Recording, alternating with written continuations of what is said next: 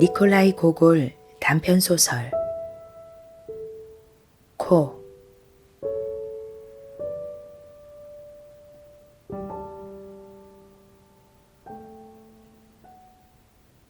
3월 25일 페테르부르크에서 평범하지 않은 이상한 사건이 발생했다. 보즈네젠스키 대로에 살고 있는 이발사 이반 야코블레비치는 그의 성은 확인할 수가 없었다. 얼굴에 거품을 잔뜩 칠한 신사의 모습이 피도 뽑아드립니다라는 문구와 함께 그려진 이발소 간판에도 더 이상의 문구는 없었다. 빵 굽는 냄새를 맡으며 아침 일찍 일어났다.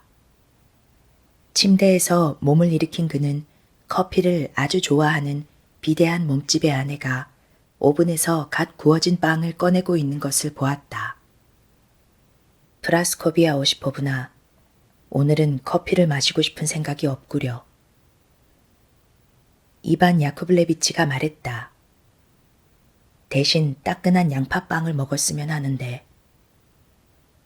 그러니까 이반 야코블레비치는 둘 다 먹고 싶었지만 두 가지를 한꺼번에 달라고 하는 것은 불가능하다는 것을 잘 알고 있었다.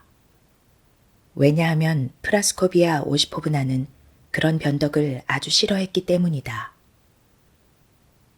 바보 같으니 빵이나 먹으라고 하지. 잘 됐어. 그러면 커피 한 잔은 남으니까. 아내는 속으로 이렇게 생각하고 빵 하나를 식탁 위로 던져주었다.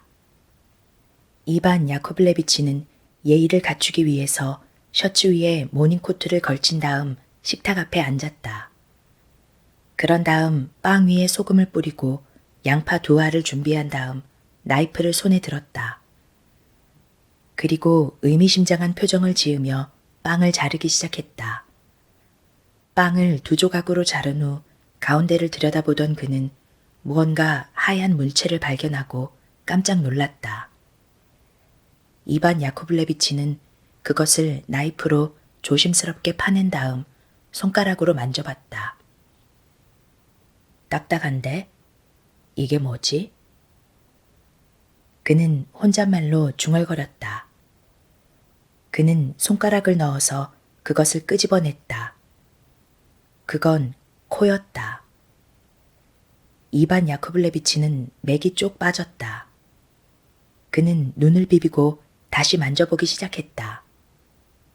코였다. 틀림없이 코였다. 게다가 낯익은 누군가의 코와 비슷하다는 생각이 들었다. 이반 야코블레비치의 얼굴에는 공포의 빛이 떠올랐다. 그런데 그가 느낀 공포심은 그의 아내가 터뜨린 분노에 비하면 아무것도 아니었다. 이게 어디서 났어요? 이 짐승 같으니라고 누구 코를 잘라버린 거야? 그녀가 화를 내며 소리쳤다. 사기꾼, 주정뱅이, 내가 직접 당신을 경찰에 신고하고 말 거요. 이런 날강도 같으니 내가 벌써 3사람한테나 들었다고. 당신이 면도할 때 하도 코를 3개 잡아당겨서 코가 거의 떨어져 나갈 지경이라고 하더군요. 어쨌든 이반 야코블레비치는 아주 난감한 상황에 처하고 말았다. 이 코가 다름 아닌 바로 매주 수요일과 일요일에 자기가 면도를 해주는 팔등관 코발료프의 코라는 것을 알게 되었기 때문이다. 잠깐만 프라스코비아 오시포브나. 내가 이걸 천조각에 싸서 한쪽에 놔둘게. 잠시 거기에 놔두면 내가 나중에 치울 테니까. 듣기 싫어요. 잘린 사람 코를 집안에 놔두자고요. 이 매정한 인간아. 가죽 뒤에 면도칼이나 갈 줄 알았지. 곧 빗독촉이 쏟아질 판인데 갚을 능력은 없고 이런 바보 멍청이 같으니.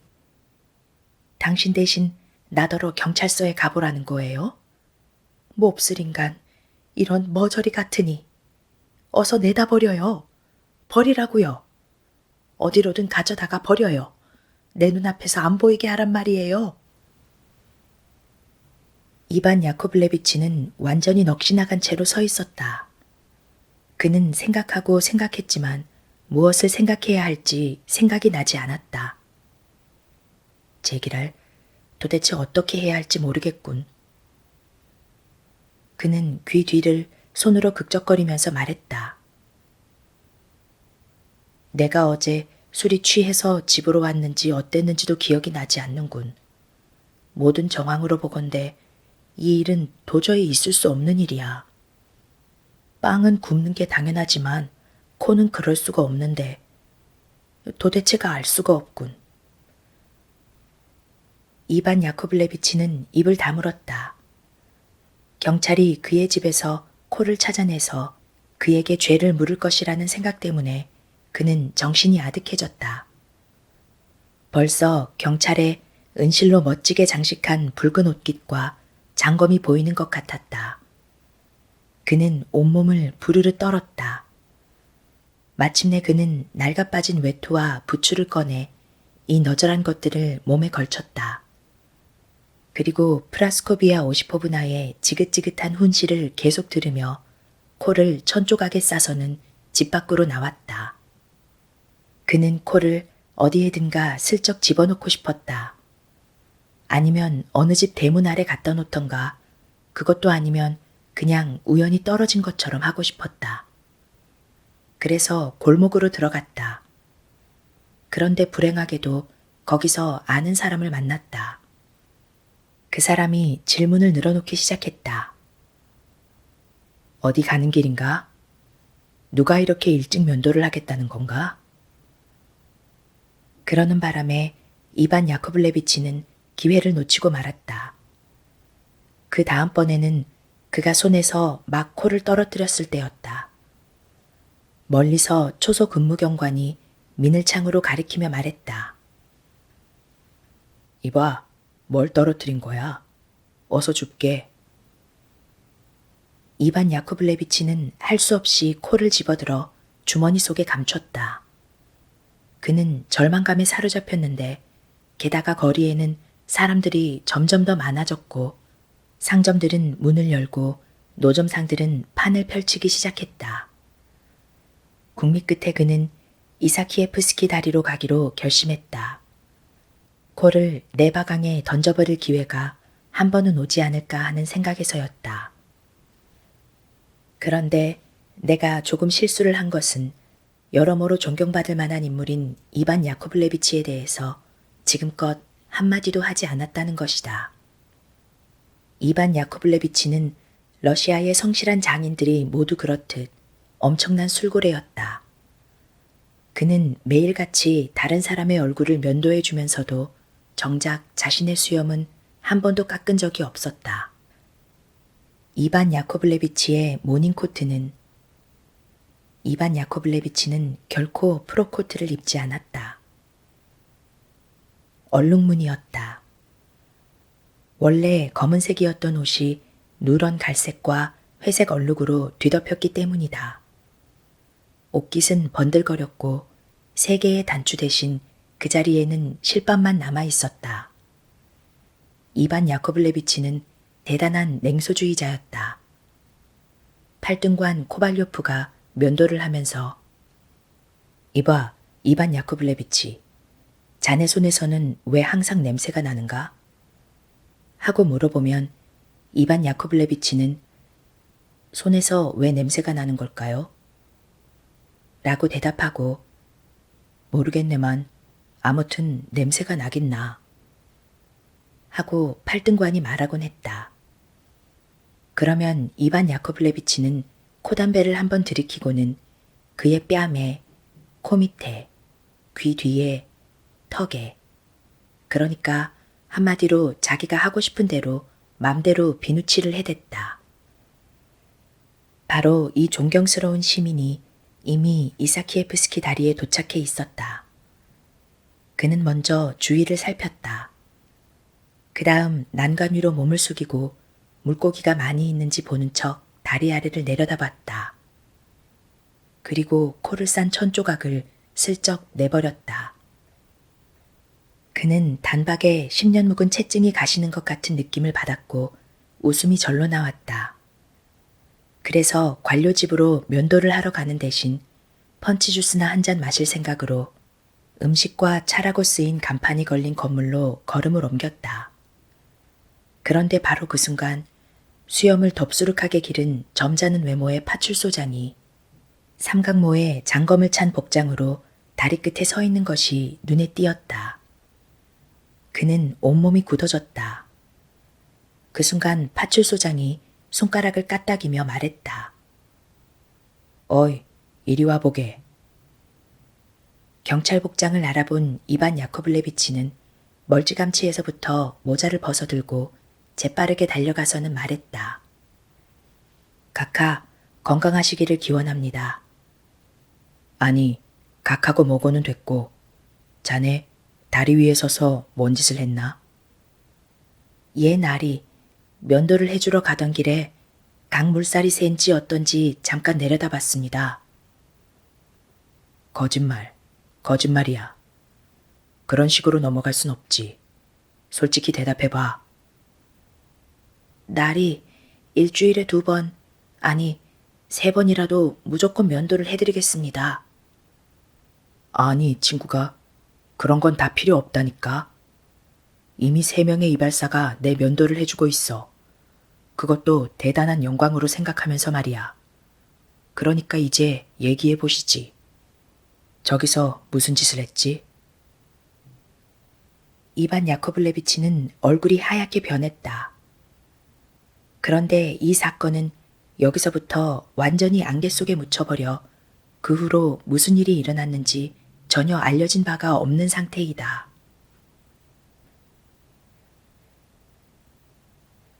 팔등관 코발료프는 일찍 잠에서 깨어나서 항상 그렇듯이 입술을 떨면서 부르르르 하고 소리를 내었다.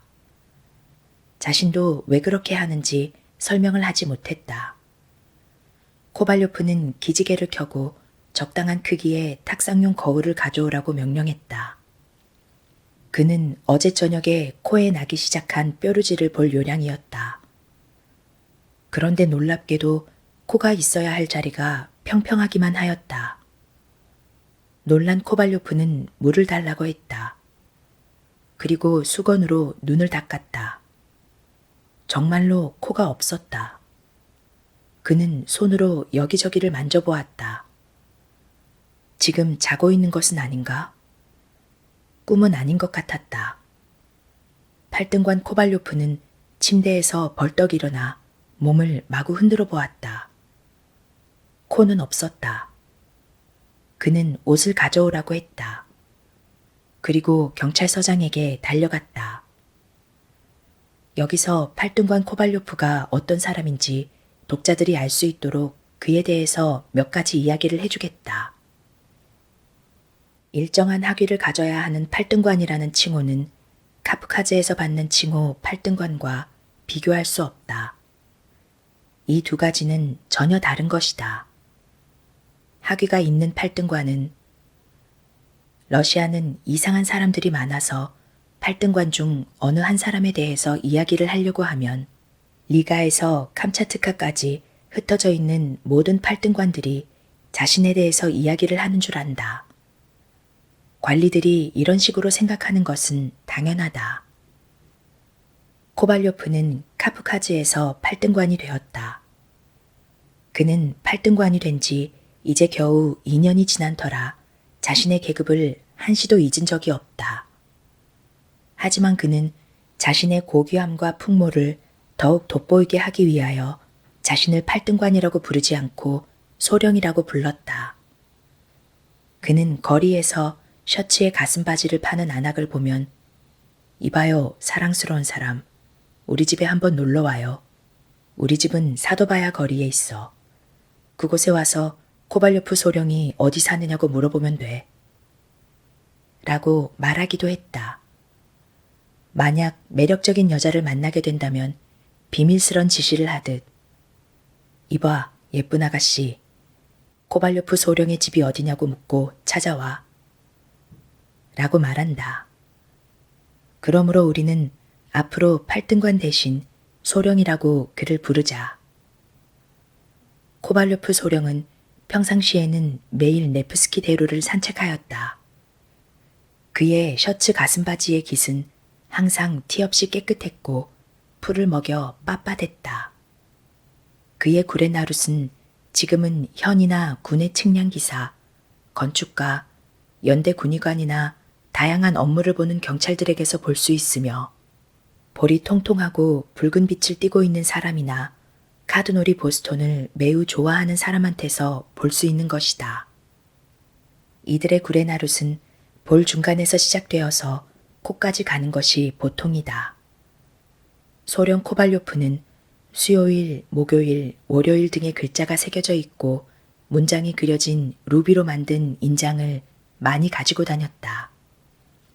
소련 코발료프는 자신의 관등에 맞는 자리를 얻기 위해서 페테르부르크에 왔다. 잘 되면 부지사 자리를 얻을 수도 있을 것이고 그게 안 되면 한 관청에 집행관 자리를 얻을 생각이었다.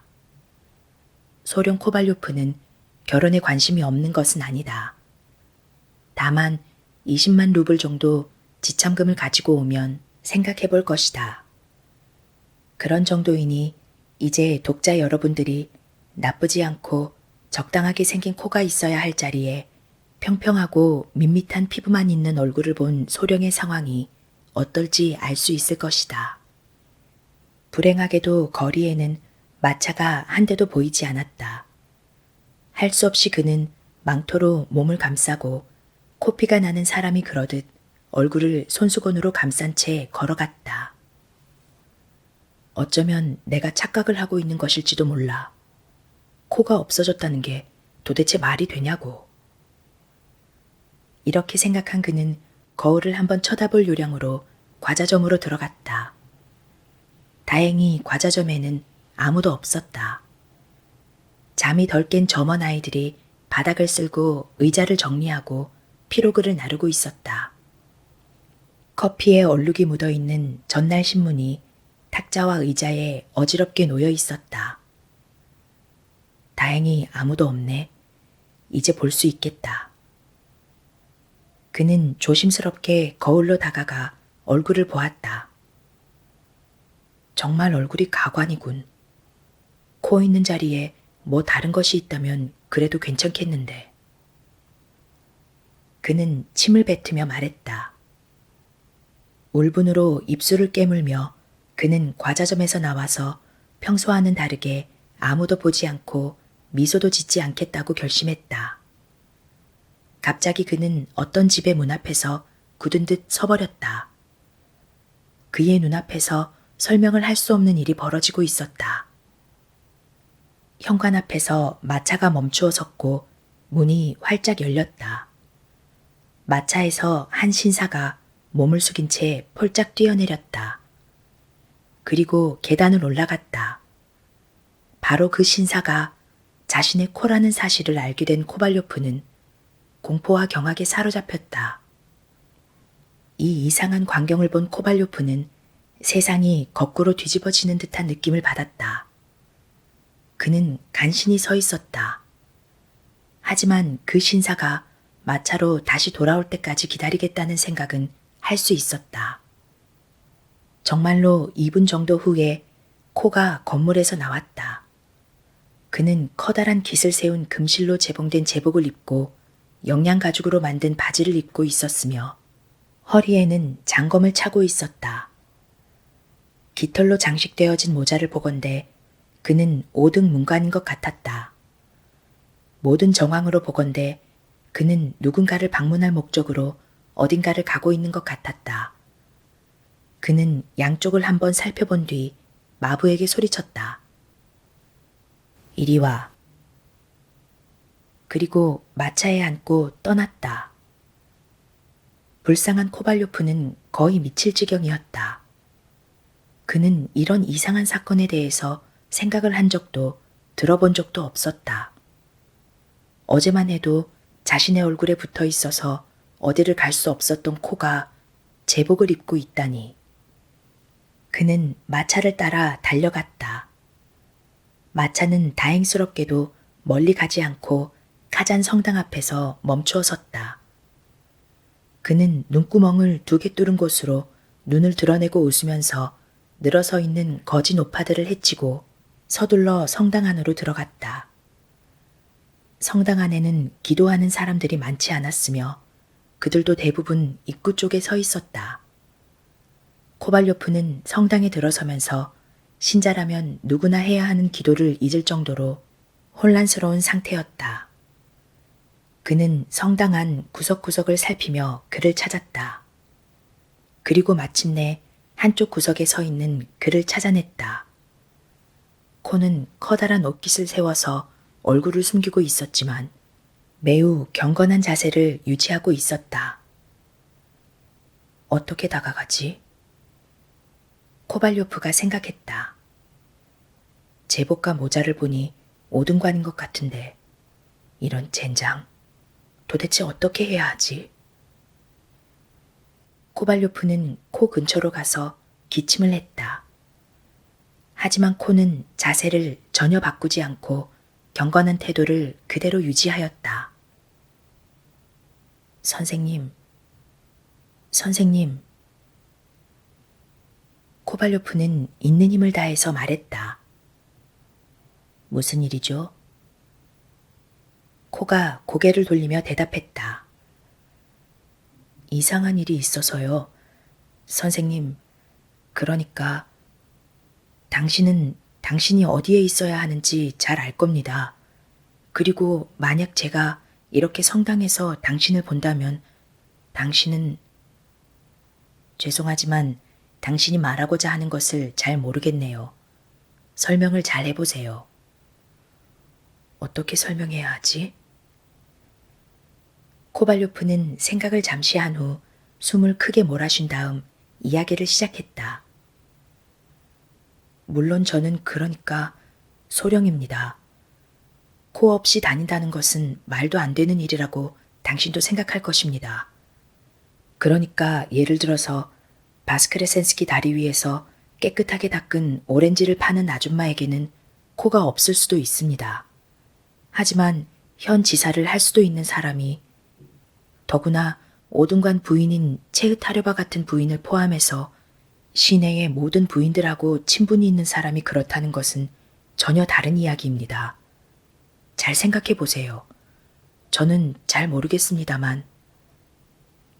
이때 코발료프 소령은 어깨를 으쓱했다. 죄송합니다.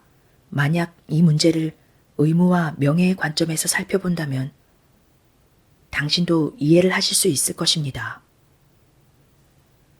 도대체 뭔 말인지 전혀 모르겠군요. 좀 더 쉽게 설명해 봐요. 코가 대답했다. 카카, 당신의 말이 어떤 의미인지 제가 모르겠네요. 그러니까 이렇게 모든 게 분명한데 아니면 당신이 원하시는 게 당신은 제 코가 맞잖아요. 코는 소령을 쳐다보고 눈썹을 찡그렸다. 선생, 무언가 오해를 하시는 것 같군요. 저는 접니다. 게다가 당신과 나는 그 어떤 관계로 연결되어 있지도 않습니다. 당신 제복의 단추로 보건대 당신은 전혀 다른 관청에서 일을 하고 있는 것 같은데요. 이렇게 말하고 코는 고개를 돌린 후 기도를 계속했다. 코발료프는 무엇을 해야 할지, 아니 무슨 생각을 해야 할지도 모를 정도로 매우 당황했다. 이때 어느 부인의 옷이 스치는 소리가 경쾌하게 들려왔다. 온통 레이스로 장식한 옷을 입은 중년 부인과 날씬한 허리를 가지고 있으며 잘 어울리는 흰 드레스를 입고 케이크 같은 가벼운 밝은 노란색의 모자를 쓴 부인이 다가왔다. 그들 뒤로는 기다란 구레나룻을 기르고 12겹은 되어 보이는 옷깃을 세운 키가 큰 하인이 멈추어 서서 담뱃갑의 뚜껑을 열었다. 코발료프는 그들에게 가까이 다가가서 주위를 보며 얼굴에 미소를 띠고 셔츠의 가슴바지의 깃을 앞으로 빼고 금줄에 매달아 놓은 인장을 만져주었다. 그는 손가락이 거의 투명해 보이는 흰 손을 이마에 대고 기도를 하고 있는 봄꽃 같은 여인에게 관심을 보였다.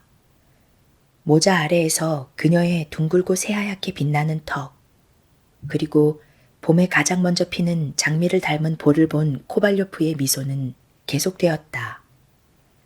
그런데 갑자기 불에 댄 듯 깜짝 놀라서 물러섰다. 코가 있어야 할 자리에 아무것도 없다는 것을 기억했던 것이다. 그러자 눈에 눈물이 고였다. 그는 제복을 입은 신사에게 직접 그가 오등관 행세를 하는 것이며 그는 사기꾼이고 비열한이며 단지 코일 뿐이라는 것을 이야기하려고 돌아섰다. 그러나 이미 코는 없었다. 아마도 그는 누군가를 방문하러 간 것임에 틀림없다. 코발료프는 절망에 빠졌다. 그는 뒤로 물러나서 기둥 아래에 잠시 서서 사방을 자세히 살펴보았다. 코발료프는 코가 금실로 제봉한 제복을 입고 있었다는 것을 분명히 기억하고 있었다. 하지만 그의 외투가 어떤 모습이었는지, 마차와 말이 무슨 색이었는지, 하인이 있었는지, 있었다면 어떤 옷을 입고 있었는지 전혀 기억이 나지 않았다. 게다가 많은 수의 마차들이 빠른 속도로 오가고 있어서 도저히 구별해낼 수 없었다. 설사 어떤 마차인지 알아내더라도 그 마차를 세울 방법이 없었다. 날씨는 화창하고 맑았다. 네프스키 대로는 사람들로 꽉 들어차 있었다. 폴리체이스키 다리에서부터 아니치키나 다리까지 인도 위에 마치 꽃들을 뿌려놓은 듯 부인들이 많았다. 저쪽에서 코발료프가 잘 아는 칠등관이 걸어가고 있었다. 그는 그를 중령이라고 부르곤 했는데 특히 다른 사람들이 있으면 더욱더 그렇게 했다. 저기에 상원 분과장인 야르이핀이 보였다. 그는 8명이 하는 보스턴 카드놀이에서 항상 돈을 잃어주는 코발료프의 절친한 친구이다. 그리고 저기에는 다른 소령이 있다. 그도 카프카즈에서 8등관을 얻었다. 그가 자기에게 오라고 손짓하고 있었다. 이런 젠장. 어이, 마부. 경찰청장 댁으로 바로 가게. 코발료프가 말했다. 코발료프는 몸을 떨면서 앉아 있었다. 그는 마부에게 소리쳤다. 전속력으로 달려. 경찰청장님 집에 계신가? 현관으로 들어서면서 그가 말했다.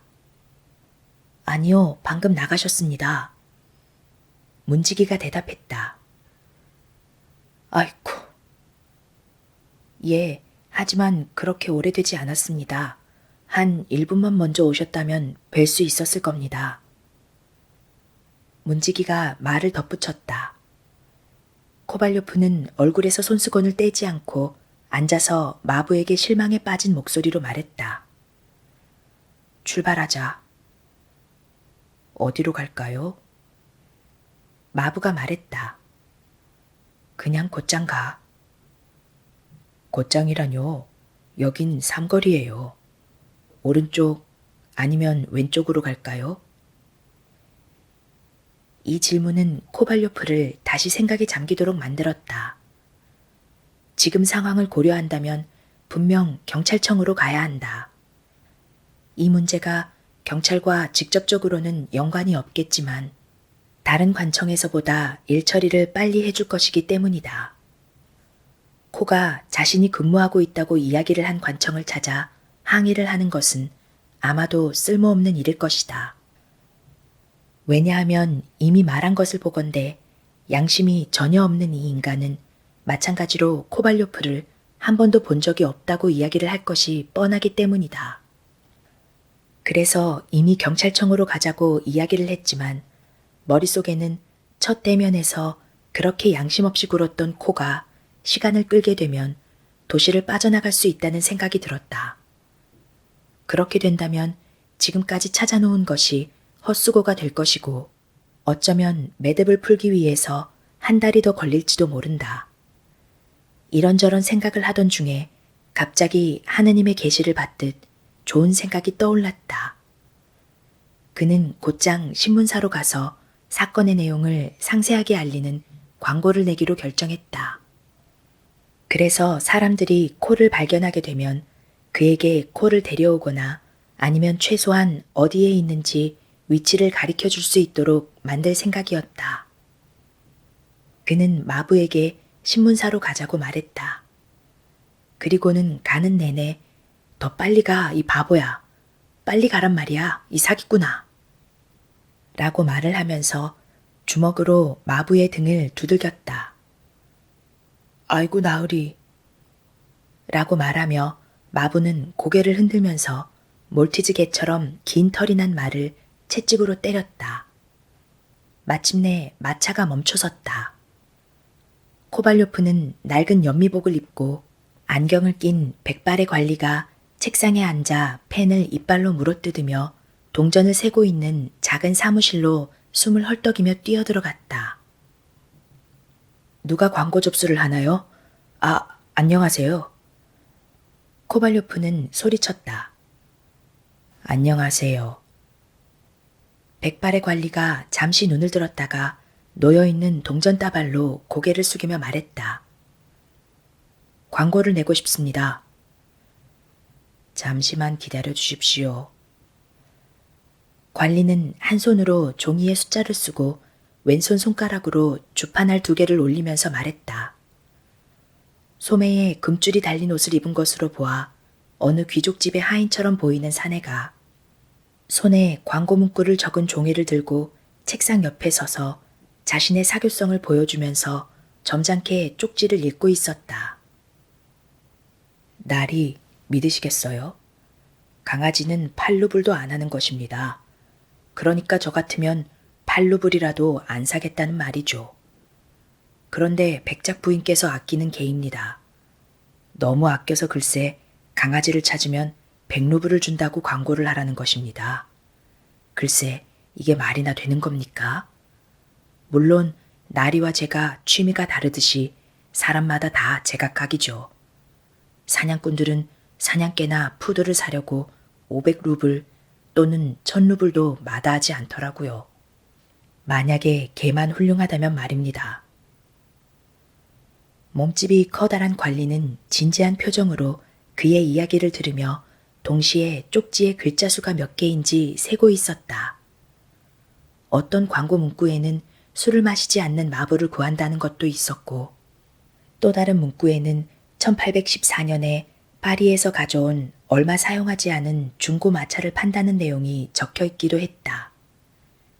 그리고 또 세탁하는 방법을 배웠고 다른 일도 잘한다는 19살 처녀가 하녀 자리를 구하고 스프링이 하나 없는 튼튼한 사륜마차, 생후 17년밖에 안 된 회색 반점이 있는 젊고 활기찬 말, 런던에서 새로 들여온 순무씨와 홍무씨를 팔고 있으며 말 2마리를 넣을 수 있는 마구간과 멋진 자작나무와 전나무 정원을 만들 수 있는 공간이 있는 다양한 설비를 갖춘 별장을 팔고 있으며 낡은 구두미창을 사고 싶은 사람은 매일 8시에서 아침 3시까지 방문하라는 문구도 있었다.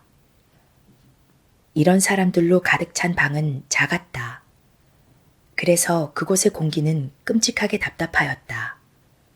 하지만 팔등관 코발료프는 손수건으로 가리고 있었기 때문에 그리고 신 이외에는 어디에 있는지 아무도 모르는 코 자체가 없기 때문에 냄새도 느낄 수 없었다. 저기요, 말씀 좀 드릴게요. 아주 중요한 일이라서. 결국 참지 못하고 코발료프가 말했다. 잠시만. 2루블 40코페이카. 잠시만. 1루블 64코페이카.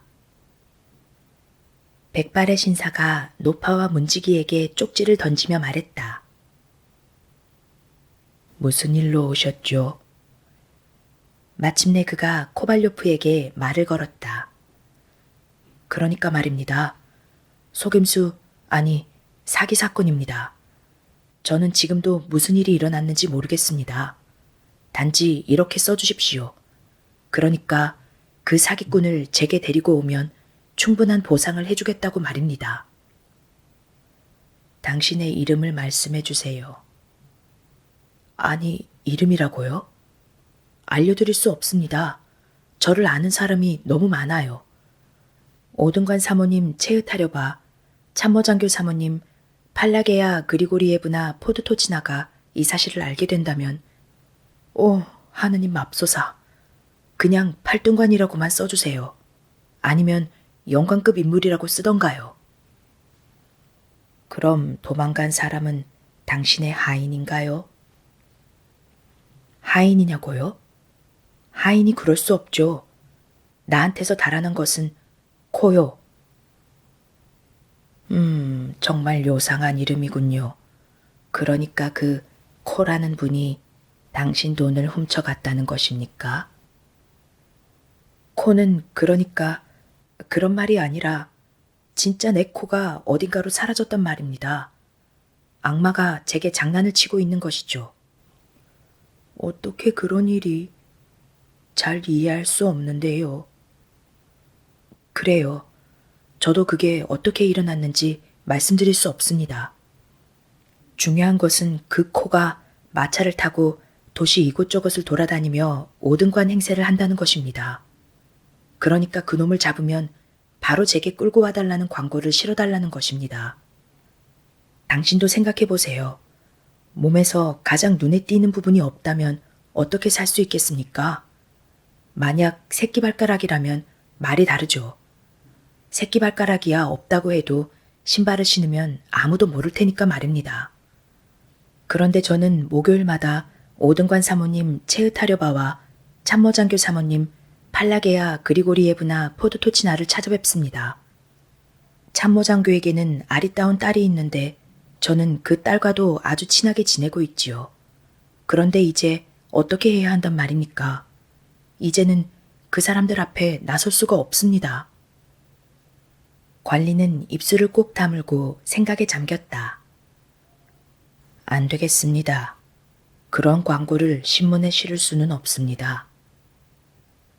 아무 말 없이 오랫동안 생각에 잠겨있던 관리가 마침내 말했다. 안 된다고요? 왜죠? 그러니까 말입니다. 신문의 평판이 떨어지게 되기 때문이죠. 만약 코가 없어졌다는 등 모든 것을 써준다면 사람들이 우리 신문은 말도 안 되는 거짓 소문을 쓴다고 욕을 하게 됩니다. 이게 왜 말이 안 된다는 것입니까? 이건 다 사실이라고요. 그건 당신 생각이고요. 지난주에는 이런 경우가 있었습니다. 당신처럼 한 관리가 와서 2루블 73코페이카어치의 광고를 신청했지요. 검은 털이 난 푸들이 없어졌다는 이야기였어요. 내용에 뭐 특별한 것이 없어 보였습니다. 그런데 그게 욕설이었다는 것입니다. 푸들은 어떤 관청인지 그 관청의 회계사를 빗대어서 한 말이었답니다. 아니, 나는 푸들이 아니라 코, 내 코를 찾아달라는 광고입니다.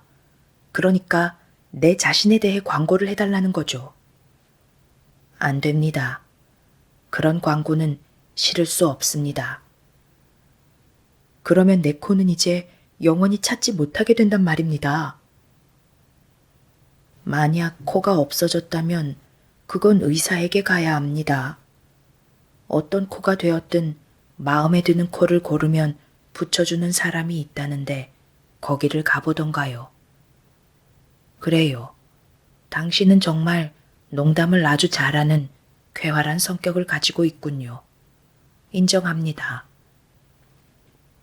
맹세코, 신께 맹세코, 모든 게 사실입니다. 할 수 없군요. 그렇다면 당신께 보여드리겠습니다. 뭐 그런 수고를. 정 그러고 싶다면 보는 것도 나쁘지 않겠죠. 관리는 코담배의 냄새를 맡으며 호기심을 보이며 말했다. 팔등관은 얼굴에서 손수건을 풀었다. 정말이군요. 코가 있어야 할 자리가 마치 금방 구운 팬케이크처럼 평평하군요. 어떻게 이렇게 만질만질할 수 있죠? 관리가 말했다. 이래도 저와 언쟁을 하시겠습니까? 광고를 실어야 하는 이유를 아시겠죠? 그렇게 해주신다면 제가 특별히 당신께 감사를 드리겠습니다. 이 기회를 통해서 당신을 알게 된 것을 기쁘게 생각합니다. 소령은 이런 식으로 조금은 아첨을 떨어야겠다고 생각한 듯하다. 광고를 싣는 것이 뭐 대단한 일이겠어요. 관리가 말했다. 하지만 저는 광고가 당신에게 도움이 될지 의심스럽습니다. 그래도 원하신다면 글을 잘 쓰는 사람에게 이 일을 아주 희한한 사건처럼 글을 써달라고 해서 젊은이들에게 도움을 줄 겸 이때 관리는 코를 문질렀다. 아니면 그냥 재미삼아 잡지 북방의 꿀벌에 여기서 그는 코담배를 다시 한번 맡았다. 실어보면 어떨까요? 팔등관은 완전히 실망에 빠졌다. 고개를 숙인 그는 공연 소식을 알리고 있는 신문 하단을 보게 되었다. 그곳에서 아름다운 여배우의 이름을 보고는 얼굴에 미소를 띌 준비를 하며 파란색 지폐가 있는지 알아보려고 손을 주머니에 넣었다. 왜냐하면 코발료프의 생각에 참모 장교쯤 되면 VIP석에 앉아야 하기 때문이다. 하지만 코에 대한 생각이 모든 것을 망쳐버렸다. 관리도 개인적으로는 코발료프의 난감한 상황을 이해하는 것 같았다. 그의 고통을 조금이라도 덜어줄 요량으로 자신의 입장을 점잖게 몇 마디로 이야기해 주었다. 사실 당신에게 그런 일이 일어난 것을 매우 유감스럽게 생각합니다. 자, 코담배를 한번 맡아보세요. 머리 아픈 것이 싹 가십니다. 게다가 치질에도 아주 특효입니다. 이렇게 말하면서 관리는 모자를 쓴 여인의 초상화가 그려진 담뱃갑의 뚜껑을 익숙한 솜씨로 열고 코발료프에게 내밀었다. 이러한 생각 없는 행동에 코발료프의 인내심이 폭발하고 말았다. 제게 왜 이런 장난을 치시는지 모르겠네요. 그는 화가 나서 말했다. 뭐로 냄새를 맡으라는 거죠? 정말로 당신은 바로 그 냄새를 맡아야 할 그것이 제게 없다는 것이 안 보인다는 말인가요?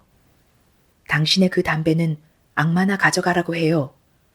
당신의 그 싸구려 베레진스키가 아니라 최고급 담배를 제게 가져온다고 해도 저는 담배라면 쳐다보기도 싫어요. 이렇게 말하고 그는 화를 깊이 사기면서 신문사를 나와서 단 것을 너무너무 좋아하는 경찰서장에게로 향했다. 그의 집 현관과 식당에는 상인들이 친분의 표시로 보내준 설탕 덩어리들이 이곳저곳에 쌓여 있었다.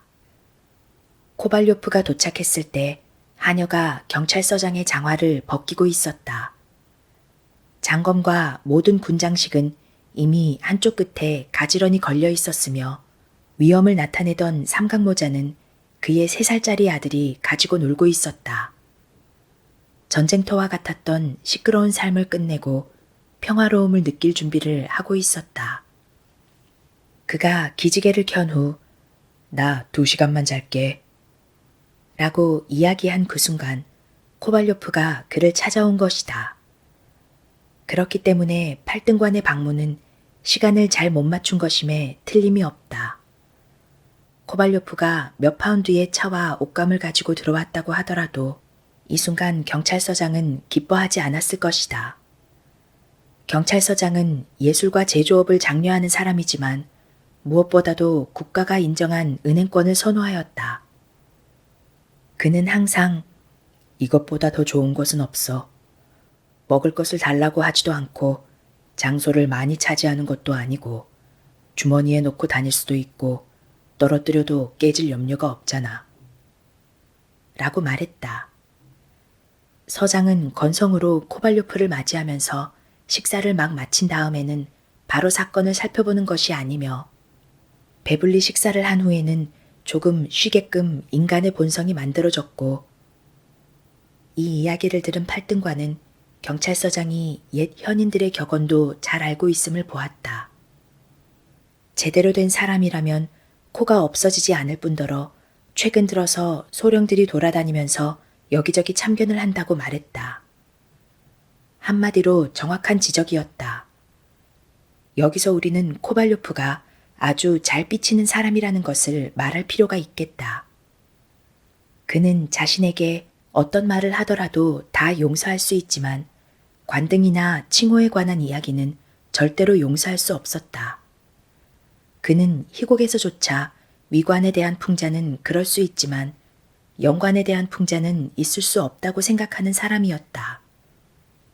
서장의 뜻밖의 홀대에 혼란스러워진 그는 머리를 흔들며 자신의 품위에 맞게 약간 팔을 벌리고 이야기를 했다. 당신에게 이런 식으로 모욕적인 대접을 받으니 더 할 말이 없군요. 그리고 밖으로 나왔다. 그는 힘이 빠져서 무거운 걸음으로 간신히 집으로 돌아왔다.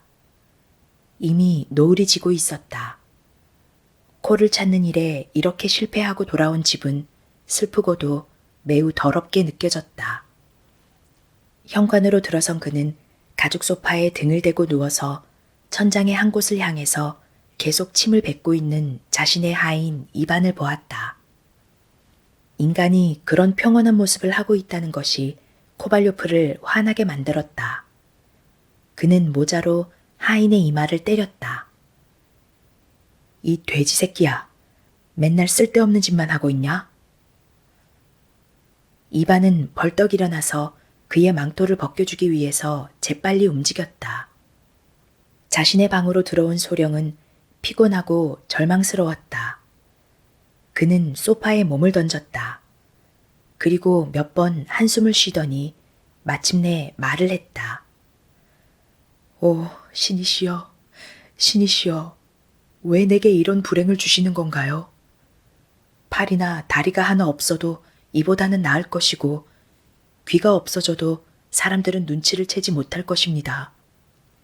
하지만 모두 코가 있는데 코가 없는 인간이라니 도대체 말이 되는 겁니까? 새는 새가 아니며 인간은 인간이 아닌 게 되는 거죠. 차라리 창문으로 뛰어내리라는 말인가요? 전쟁을 하다가 아니면 결투를 하다가 잘렸다면 할 말이라도 있는데 돈 받고 판 것도 아닌데 아무 이유 없이 코가 사라지다니. 이건 말도 안 됩니다. 있을 수 없는 일이에요. 그는 잠시 생각을 한 후 말을 계속하였다. 코가 없어졌다는 것을 믿을 수 없어. 아무리 생각해도 있을 수 없는 일이야. 이건 꿈이거나 아니면 그냥 졸고 있는 거야. 어쩌면 면도를 한 후 세수를 하고 마신 것이 물이 아니라 보드카였던 거야. 그걸 실수로 마신 거지. 이반, 이 바보 같은 이반이 물 대신 보드카를 준 거야. 정말로 자신이 취했는지 안 취했는지 확인하기 위해서 코발료프는 너무 아파서 신음을 할 정도로 세게 자기를 꼬집었다. 그 고통은 코발료프가 꿈을 꾸고 있지 않다는 것을 알려주었다. 그는 거울로 살며시 다가가서 혹시 코가 제자리에 붙어 있지 않을까 기대를 하며 살짝 눈을 떠서 바라보았다가 뒤로 물러서면서 명예훼손감이군. 이라고 말했다. 정말로 이해할 수 없는 일이었다. 단추, 은수저, 시계 또는 그 비슷한 물건들은 사라질 수 있다. 하지만 코가 사라지다니. 그것도 어떤 사람에게. 그리고 자기 집 침실에서.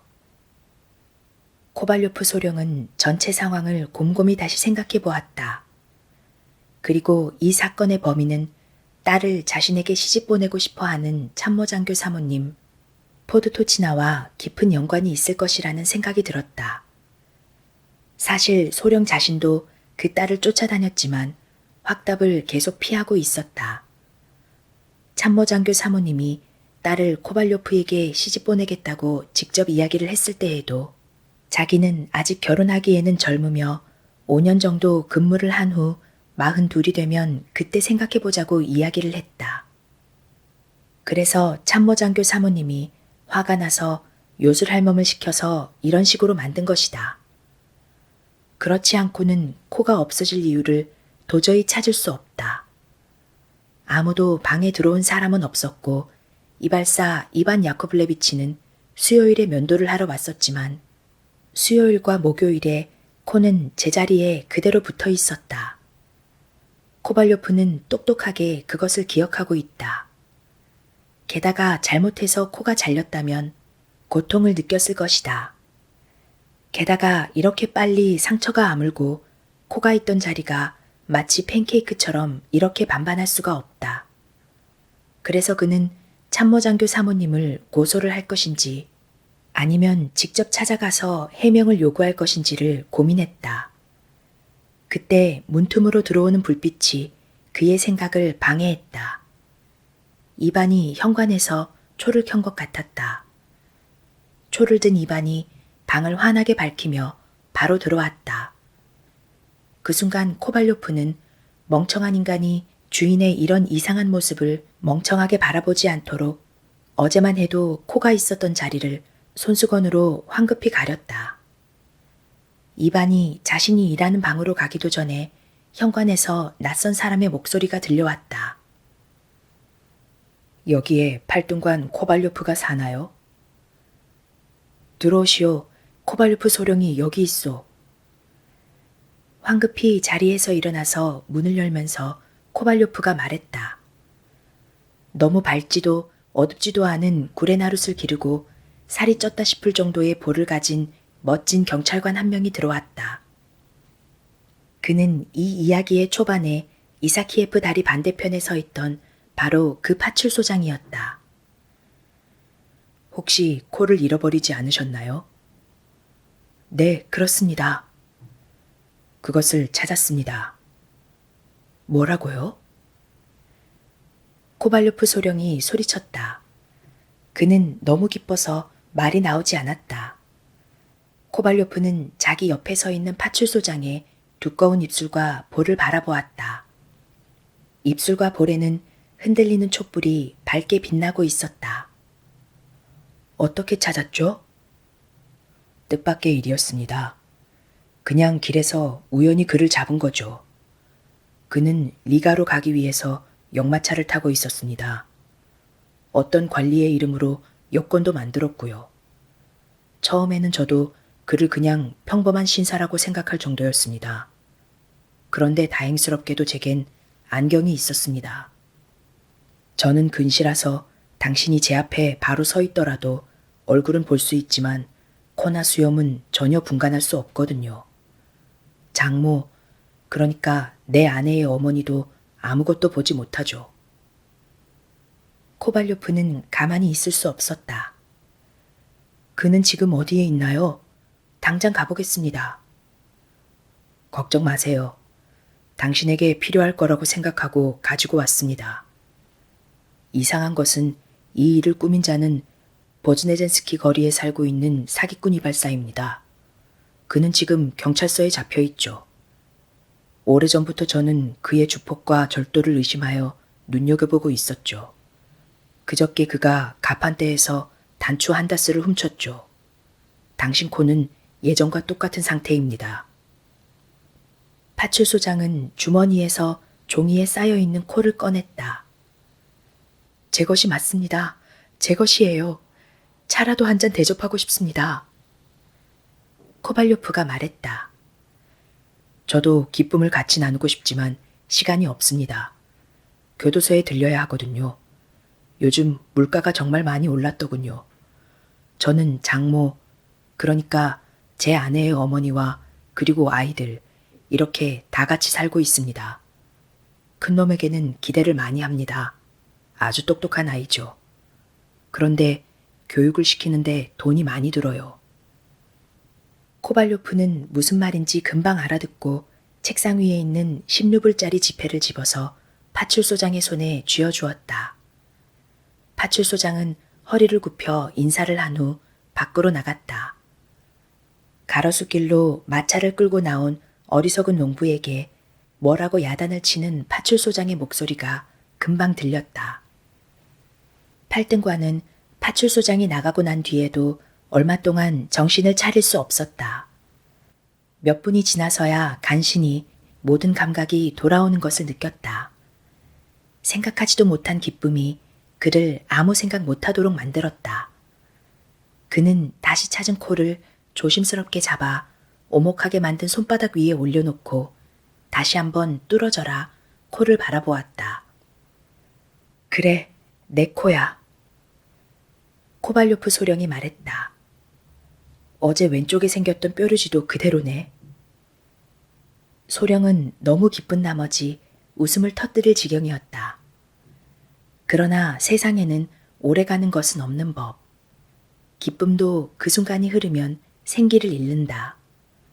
그리고 또 시간이 조금 지나면 더 약해져서 마침내는 평상시와 전혀 다를 게 없게 된다. 마치 돌이 물에 떨어져 생긴 파문이 결국은 잔잔해지는 것처럼 말이다. 코발료프는 생각을 하다가 문제가 아직 다 해결되지 않았다는 것을 알게 되었다. 코를 찾았지만 그것을 제자리에 붙여놓아야 하기 때문이다. 코가 붙지 않으면 어떻게 하지? 자기 자신에게 묻는 이 질문에 소령은 창백해졌다. 갑작스러운 엄청난 공포에 쌓인 그는 책상으로 달려가 코가 삐뚤게 달리지 않도록 조심하기 위해서 거울을 옮겼다. 손이 떨렸다. 조심스럽게 그리고 세심하게 그는 코를 있었던 자리에 놓았다. 맙소사, 코는 붙지 않았다. 그는 코를 입으로 가져가서 입김을 불어서 따뜻하게 만들었다. 그리고 다시 두 볼 사이에 평평한 장소에 놓았다. 하지만 코는 그 자리에 붙어 있지 않았다. 자, 이 멍청아, 가만히 있으란 말이야. 그가 코에게 말했다. 그러나 코는 나무 토막 같아서 마치 코르크 병마개가 책상에 떨어질 때 나는 소리처럼 이상한 소리를 내면서 책상으로 떨어졌다. 소령의 얼굴이 있는 대로 일그러졌다. 정말 안 붙는단 말이야? 그는 기겁을 하며 말했다. 계속해서 코를 제자리에 올려놓았지만 계속해서 실패를 하고 말았다. 그는 소리를 쳐서 입안을 불렀다. 그리고 로얄층에 살고 있는 의사에게 보냈다. 의사는 잘생긴 남자로 멋있고 검은 윤기가 흐르는 구레나룻을 가지고 있으며 젊고 생기발랄한 아내가 있었다. 의사는 아침마다 신선한 사과를 먹었고 매일 아침 1시간에 4분의 3을 5가지 칫솔로 양치질을 해서 항상 입의 청결을 유지하였다. 곧바로 의사가 나타났다. 불행이 언제부터 시작되었는지를 물어본 뒤 그는 코발료프 소령의 턱을 들어 올렸다. 그리고 엄지손가락으로 전에 코가 있었던 곳을 툭 치는 바람에 소령의 머리가 뒤로 제껴져서 뒤통수가 벽에 가서 부딪혔다. 의사는 아무 일 아니라고 이야기했다. 그리고 벽에서 조금 떨어지라고 충고했다. 그리고 코발료프에게 고개를 오른쪽으로 돌려보라고 했다. 그리고 코가 있던 자리를 만지면서 이야기를 했다. 그러고는 코발료프에게 왼쪽으로 돌리라고 했다. 그리고 이야기를 했다. 그리고 마지막으로 엄지손가락으로 툭 쳤다. 코발료프는 이빨 검사를 받는 말처럼 고개를 쑥 잡아 뽑았다. 그렇게 한 뒤 의사는 고개를 흔들더니 말했다. 아니, 안 됩니다. 더 나빠질 수 있으니 그냥 그대로 두는 것이 더 나을 것 같습니다. 물론 억지로 하면 할 수 있겠죠. 제가 당장 붙여드릴 수도 있습니다. 하지만 제 생각엔 더 나빠질 수도 있습니다. 훌륭하군요. 코 없이 지내라 이 말이군요. 코발료프가 말했다. 지금보다 더 나빠질 수가 있다는 건가요? 코 없이 살아본 적이 없다면 말을 하지 마세요. 이런 얼굴로 도대체 어디를 다닐 수 있단 말입니까? 저는 많은 사람들을 알고 있습니다. 오등관 사모님 체읒하려봐 참모장교 사모님 포도토치나. 뭐 이번 일로 포도토치나 사모님하고는 경찰서에서 볼 수도 있겠죠. 그건 그렇고 어떻게 좀 해주세요. 제발 부탁입니다. 코발료프가 간절하게 부탁했다. 코를 붙일 방법이 전혀 없다는 건가요? 보기 안 좋아도 괜찮아요. 붙어만 있게 해주세요. 여차하면 손으로 붙잡으면 되잖아요. 코를 위해서는 춤도 추지 않겠습니다. 왕진비도 제가 낼 수 있는 한. 믿으실지 모르겠지만 저는 결코 돈 때문에 병을 고치는 사람이 아닙니다. 의사는 크지도 작지도 않은 하지만 매우 다정하고 사람을 끌어당기는 듯한 목소리로 말했다. 그건 제 삶의 원칙과 인술이라는 것에 반하는 것입니다. 예, 저는 왕진비를 받습니다. 그건 제가 거절하면 마음이 상하실까봐 받는 것일 뿐입니다. 당연히 당신에게 코를 붙여드릴 수 있습니다. 하지만 제 명예를 걸고 분명히 말하지만 당신이 제 말에 귀를 기울이지 않는다면 나중에 더 나쁜 결과를 초래할 수 있습니다. 그냥 자연스럽게 놔두는 것이 좋습니다. 찬물로 자주 씻으십시오. 그러면 코가 없어도 있는 것처럼 건강하게 지내실 수 있을 것입니다. 코는 알코올이 담긴 병에 넣어두세요. 거기다 독한 보드카를 2스푼 끓인 다음에 식힌 식초를 넣으면 더 좋습니다. 그러면 당신은 그것으로 많은 돈을 벌 수 있을 것입니다. 가격이 비싸지 않다면 제가 살 용의도 있습니다. 아니요, 안 됩니다. 팔 수 없어요. 파느니 차라리 버리겠어요. 코발료프가 화가 나서 소리쳤다. 실례했습니다. 전 당신께 도움을 주려고 했을 뿐입니다. 할 수 없죠. 최소한 제가 노력했다는 것만 알아주세요. 의사는 작별 인사를 하며 말했다. 이렇게 말하고 의사는 마음 좋은 사람처럼 행동하며 방에서 나갔다. 코발료프는 그의 얼굴을 볼 수 없었다. 다만 검은 연미복 소매 끝으로 나온 눈처럼 흰 셔츠의 소매자락만이 멍한 두 눈에 들어왔을 뿐이다. 다음 날 그는 소송을 제기하기 전에 참모장교 사모님께 편지를 쓰기로 결심했다. 그녀가 분쟁 없이 해결할 마음이 있는지를 알아보기 위해서였다. 편지의 내용은 다음과 같았다. 친애하는 알렉산드라 그리고리예브나. 당신의 이상한 행동을 이해할 수 없습니다. 그런 식으로 행동을 해도 당신의 딸과 결혼시키려는 당신에게 유리하게 작용하지 않을 것입니다. 내 코에 관한 사건에서 다른 사람이 아닌 당신이 중요한 역할을 수행하고 있다는 것을 이미 저는 잘 알고 있습니다. 코가 갑자기 자기 자리를 떠나고 도망가고 관리로 변장한 뒤 마침내 본 모습으로 돌아온 것은 당신과 당신을 도우려는 사람의 요술이라는 것 외에는 달리 설명할 수 없기 때문입니다. 만약 오늘 당장 그 코가 자신의 자리를 찾지 않는다면 법의 보호를 요청할 수밖에 없음을 아시기 바랍니다. 그럼에도 불구하고 저는 당신에 대해 최고의 존경을 표합니다. 머리 숙여 인사드립니다. 플라톤 코발료프 드림. 존경하는 플라톤 쿠즈미치. 당신의 편지는 저를 아주 놀라게 했습니다. 저는 솔직히 무엇을 기대했던 것은 아닙니다. 게다가 당신의 비난을 받으리라고는 더더욱 상상도 하지 못했습니다. 우선 당신께 말씀드리고 싶은 것은 당신이 말씀하신 그 관리를 변장한 모습으로도 또는 원래의 모습으로도 우리 집에 한 번도 드린 적이 없다는 것입니다. 사실 저희 집에 오셨던 분은 필립 이바노비치 포탄치코프입니다. 물론 그가 제 딸에게 청혼을 하려고 방법을 찾고 있었고 학자적인 풍모나 행동을 지니고 있습니다. 하지만 저는 그 사람이 일말의 희망을 가질 어떠한 행동도 하지 않았습니다.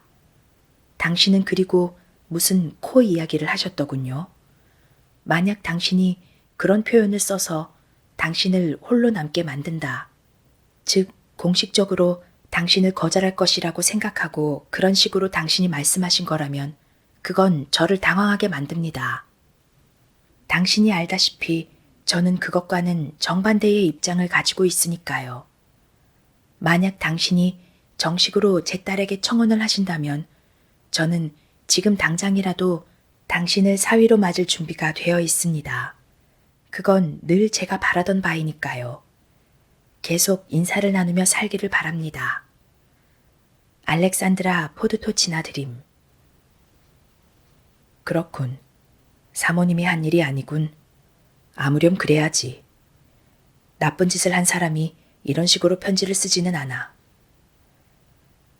코발료프는 편지를 읽은 후 이렇게 말했다. 팔등과는 카프카즈에서 여러 차례 사건 조사를 위해서 파견되었던 경험이 있어서 이쪽 일을 잘 아는 편이었다. 도대체 어떻게, 무엇 때문에 이런 일이 일어난 걸까? 미치고 환장하겠네. 고개를 숙이고 그가 말했다. 한편 이 이상한 사건에 대한 소문은 항상 그렇듯이 부풀려져서 수도 전체에 퍼졌다. 이 무렵 사람들은 모두 신기한 것만을 쫓아다녔다. 얼마 전에는 자기력 테스트가 사람들의 마음을 사로잡았다. 코뉴센나야 거리에 춤추는 의자의 소문도 바로 얼마 전부터 시작된 것이다. 그렇기 때문에 팔등관 코발료프의 코가 오후 3시가 되면 네프스키 거리를 산책하고 다닌다는 이야기가 나돌기 시작한 것은 별로 놀라운 일도 아니다. 관심을 갖게 된 사람들은 하루가 다르게 불어나기 시작했다. 누군가가 코가 윤케르 상점에 나타났다는 이야기를 했고 사람들은 윤케르 상점 주위에 몰려들기 시작했다. 노점상도 생겨서 경찰이 동원되어야만 했다. 전에 극장 앞에서 다양한 과자를 팔던 구레나룻을 기르고 덩치가 큰 사람은 튼튼하게 생긴 멋진 나무 의자를 만들어서 모여든 호기심 많은 사람들에게서 한 번 앉는데 80코페이카를 받는 장사를 하고 있었다. 무공이 많은 한 대령은 일부러 집에서 일찍 나와서 어렵게 군중들 틈을 뚫고 들어갔지만 코와는 전혀 상관없는 평범한 털 스웨터와 이미 10년은 넘게 걸려있는 조끼를 걸친 짧은 턱수염의 신사가 스타킹을 고쳐 신는 아가씨를 나무 뒤에서 살펴보고 있는 그림만을 볼 수 있었다. 이런 있을 수도 없는 바보 같은 일이 어떻게 사람들을 현혹시키는 걸까?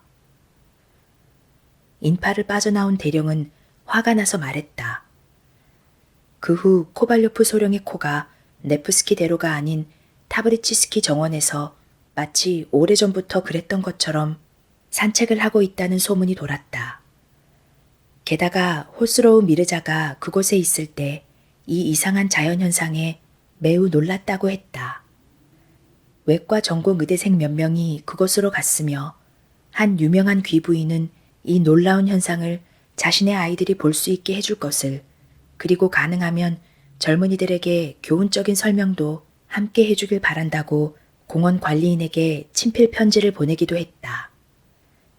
이런 모든 사건은 부인들을 웃게 만드는 것을 좋아하지만 더 이상 할 이야기가 없어서 고민하고 있던 사람들을 기쁘게 만들었다. 다만 존경을 받고 훌륭한 생각을 가진 사람들 몇몇만이 매우 불쾌하게 생각하고 있었다. 한 신사는 오늘날과 같은 계몽의 시대에 그런 말도 안 되는 소문이 나돌게 되었는지 이해할 수 없었다. 그리고 어째서 정부가 이런 일에 관심을 갖지 않는지 놀라워했다. 이 신사는 자신의 일상적인 부부싸움을 포함한 모든 일에 정부가 개입해야 한다고 생각하는 사람들 중에 한 명임에 틀림없다. 이런 일이 일어난 후, 하지만 여기서 모든 사건이 다시 미궁 속으로 빠져들고 나중에 어떻게 일이 진행되었는지 전혀 알려지지 않았다.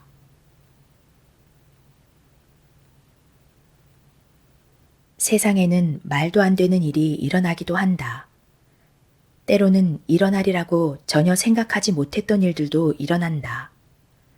오등관 행세를 하면서 돌아다니며 도시를 발칵 뒤집어 놓았던 코가 아무 일도 없었다는 듯이 어느 날 갑자기 자신의 자리에, 그러니까 코발료프 소령의 두 뺨 사이에 꼼짝 않고 붙어 있었다. 이 일은 4월 7일에 있었던 일이다. 잠에서 깬 뒤 그는 무의식 중에 거울을 보았다. 코다, 코야, 잡아라. 아싸. 코발료프가 말했다. 그 순간 방으로 들어온 이반이 아니었다면 기쁨에 겨워 맨발로 방 안을 뛰어돌아 다녔을 것이다. 그는 이반에게 세숫물을 가져오라고 명령했다. 그리고 세수를 한 후에 다시 한번 거울을 보았다. 코다. 수건으로 얼굴을 닦은 후 그는 다시 한번 거울을 보았다. 코다. 이반, 잘 봐. 코에 뭐가 난 것 같아. 그는 말을 하면서 이반이 날이 뾰루지는 있는데 코는 없습니다 라고 이야기를 한다면 어떡하지 하고 생각했다. 하지만 이반이 말했다. 괜찮아요. 뾰루지 같은 것은 없어요. 코는 아주 깨끗해요. 다행이다. 소령이 손가락으로 코를 튕기며 혼잣말로 말했다. 바로 그때 문에 서 있는 이발사 이반 야코블레비치를 보았다. 쌀러를 훔쳐 먹었다가 얻어맞은 고양이처럼 잔뜩 겁을 먹고 서 있었다. 어서 말해봐. 손은 깨끗하지? 그가 다가오기도 전에 코발료프가 소리쳤다. 깨끗합니다. 거짓말. 신께 맹세하건대 깨끗합니다, 날이. 그래, 그럼 알았어. 코발료프가 의자에 앉았다. 이반 야코블레비치는 소령에게 보자기를 씌우고 붓질을 하여 그의 수염과 뺨을 순식간에 상인들의 명명일에 먹는 크림처럼 만들어버렸다. 이런. 이반 야코블레비치는 코를 보고 혼잣말을 했다. 그리고 고개를 옆으로 돌려서 코를 옆에서 바라보았다.